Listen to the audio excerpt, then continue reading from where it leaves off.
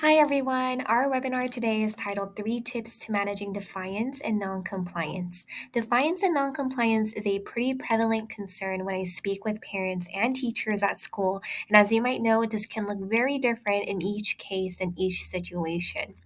Because I wanted to target as many parents and as many situations as possible, I put together some tips and strategies that can be applied to a general audience. So we hope that you leave today with a few tips and ideas that can be used in your home.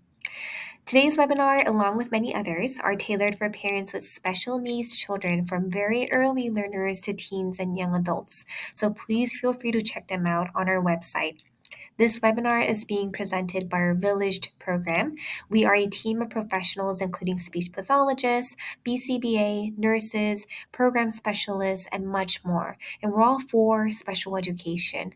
We work together to provide that tailored support that families need. So if you're interested in support with one-to-one consultations, school IEPs, a resource library, please stay with us until the end of this webinar where I'll briefly introduce ourselves a bit more. And to introduce myself, my name is Stephanie Lee and I am a BCBA. I've been working in the field primarily with children and teens with autism and ADHD under the practice of ABA. So a lot of my content is derived from this practice. Getting into our topic today, we will be covering the what and why of defiance and noncompliance. We'll also cover three tips to behavior management and effective strategies to parenting a defiant child or teen. So let's talk about the what. So noncompliance and defiance. Kalb and Lober define noncompliance as doing anything other than what has been requested by a parent or other adult authority figure within a specific time frame. And to an extent, I do believe that some noncompliance is definitely age appropriate, and it's a very common concern for many families. However, if we start seeing a long-term pattern of this, it may bring some negative consequences, such as negative impact on social and academic development. So, for example, cooperation and following instructions are such critical skills, especially during the early stages of learning and development at home and for school. But with defiance, some of these skills may not be mastered and they actually may be hindered.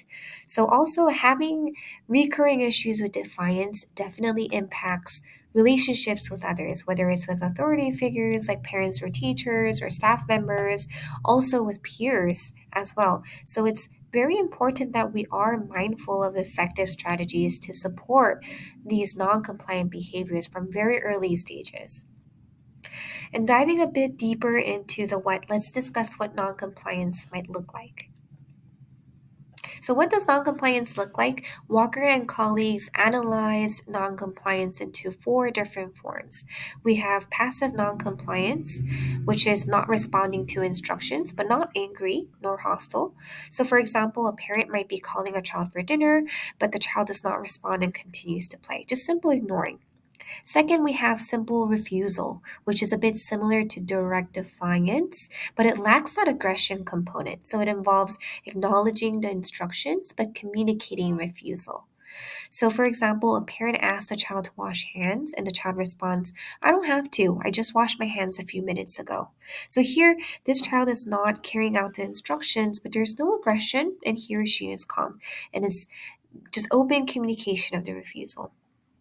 Third, we have direct defiance, which is engaging in escalation, showing verbal aggression and or physical aggression.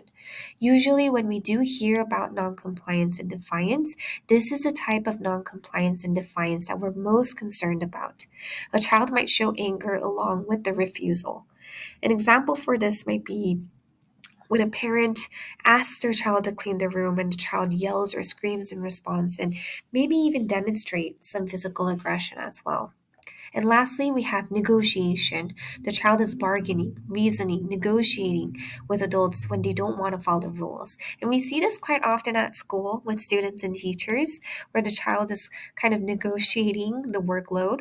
So a parent or a teacher might ask a child to complete 5 pages, for example, of worksheets, and the child negotiates and asks, can I only do 3? Can I start tomorrow? Can I start later? Or another example is when a parent asks a child to turn off TV and the child responds 3 more minutes or 5 more minutes or after this show and so on. So you might be asking yourself, why is my child engaging in noncompliance and defiance? So there are many factors that may contribute to why they're engaging in defiance, but some of the ones may be listed below. It might be even one or more of the following. So first, maybe the child is just asserting independence. It may be a learning a sense of autonomy, and this may be demonstrated in any shape or forms of all different ages. And to an extent, this is completely age appropriate. However, like I mentioned earlier, an ongoing and a long term pattern may be a bit concerning. So, usually, noncompliance starts during childhood, peaks in the teen years, and it diminishes as they mature into adulthood.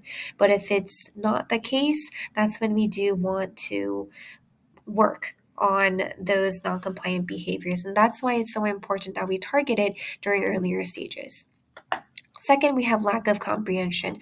Maybe the child or teen simply does not understand what is being expected. And for this, just take time to help your child understand by modeling or setting expectations and guide the child to carry out the expected behaviors. Third, we have lack of motivation and learning history. The child may not be motivated to cooperate or may have learned to get away from following instructions in the past. So, lack of motivation, maybe the parent can establish some kind of reward system, or when the child does comply to instructions, maybe in the past there really wasn't any reward or any praise for that. So, over the years, the child learned that there's really no motivation for it. Or maybe even it's a learning history of escape. So the child learned to escape from following directions in the past, and now this child has a very lengthy learning history. That kind of ties in with our next one, escape, where it's just simply wanting to escape or terminate or avoid a task or activity. And lastly, attention. And I want to talk a little bit about attention. This is when a child or teen might be engaging in noncompliance to access attention, and it might even be for negative attention. When you notice these patterns of seeking for attention, what I would typically do is to set aside more time to spend quality time together. Provide praise and attention, whenever you notice any good behaviors, and hopefully this will not only keep them full, as in not hungry for attention, but it will also teach them appropriate ways to gain attention. And next, I just wanted to share a quote that I really enjoy, and this is what I think about quite often when I work with parents and teachers.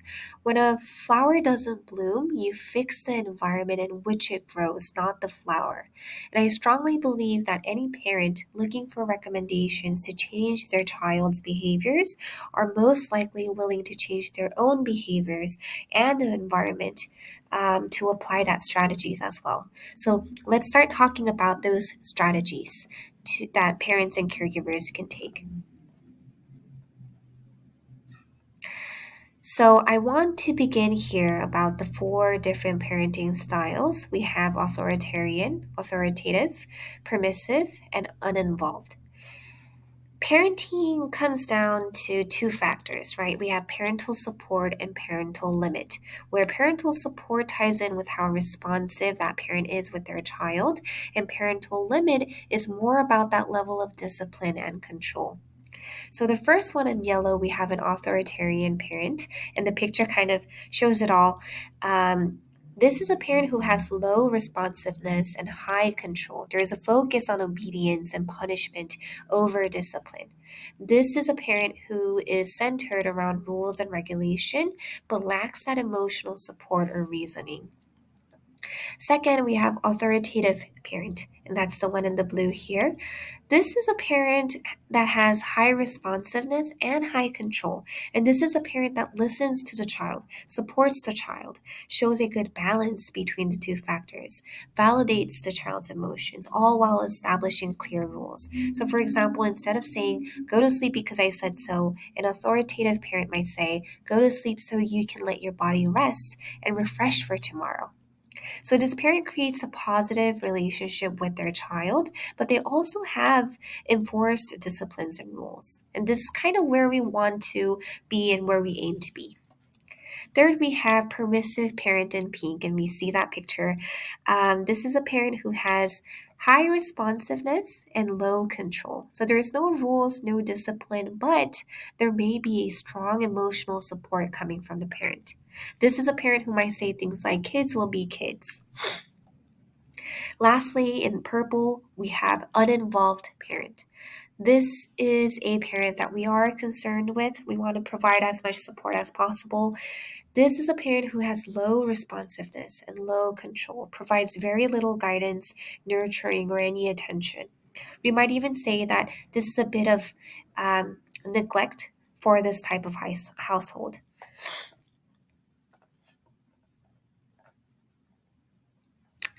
So, how to promote cooperation? Tip number one, let's talk about proactive strategies. These proactive or antecedent strategies, and we can use them interchangeably, are kind of like our first line of defense. And these might include gaining attention before providing clear and appropriate instructions, being mindful of tone and volume, and presenting alpha instructions. So, let's pause here and talk a little bit about alpha instructions.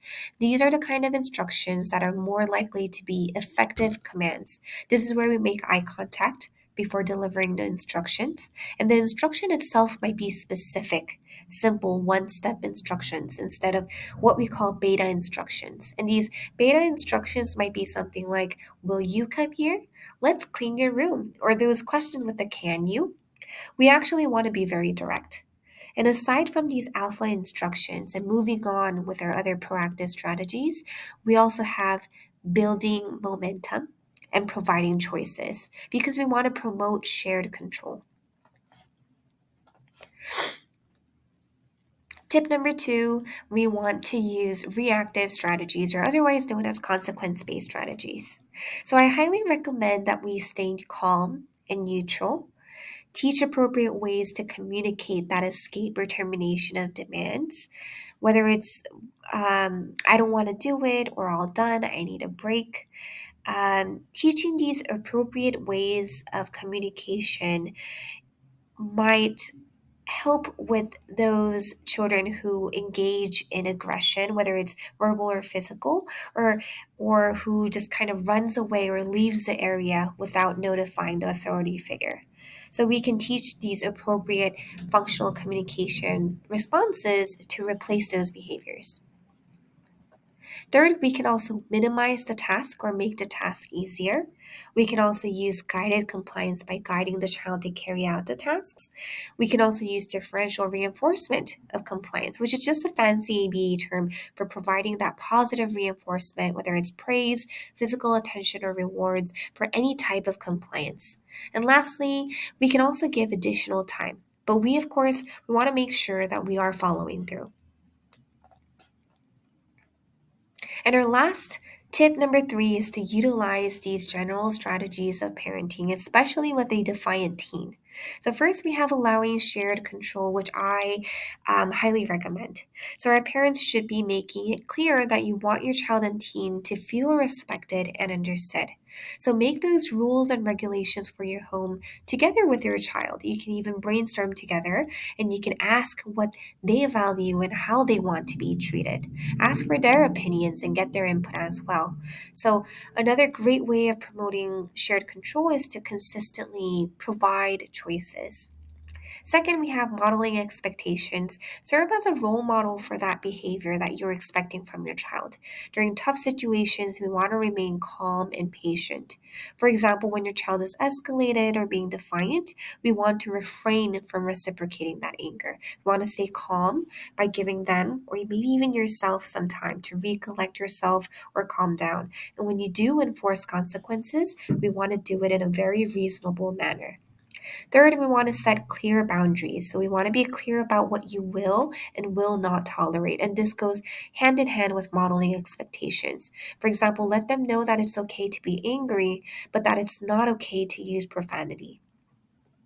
Fourth, we have bonding. I know it might sound a bit silly to build rapport with your child, but it's so important. It takes extra effort from both sides, especially when we want control. We want to control that defiance and noncompliance.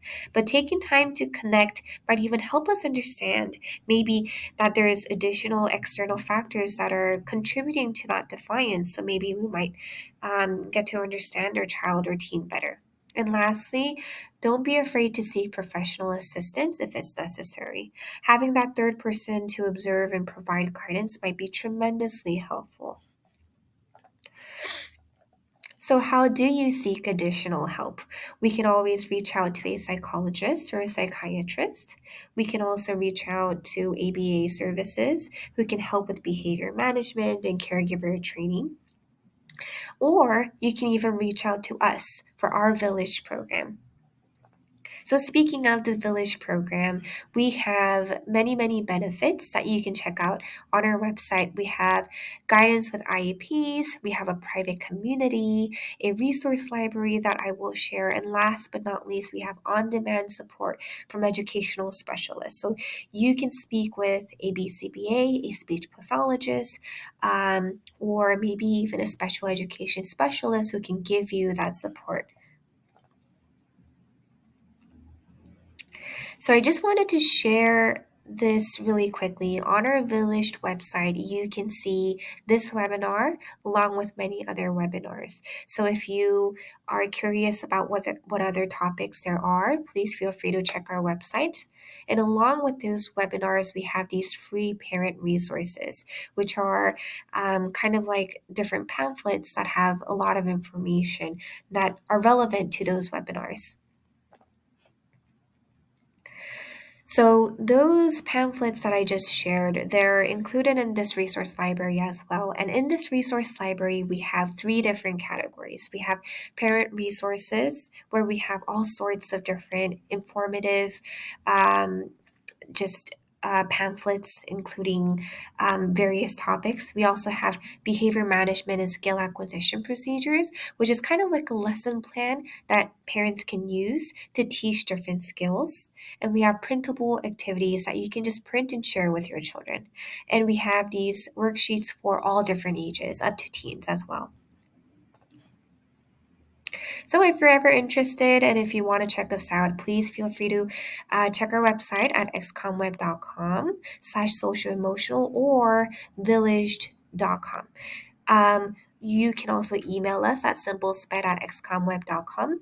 Our phone number is 844-387-5836. Our office hours are Monday through Friday, 8 to 5:30 p.m. If you have any direct questions for me, my contact information is below, so please do not hesitate to reach out.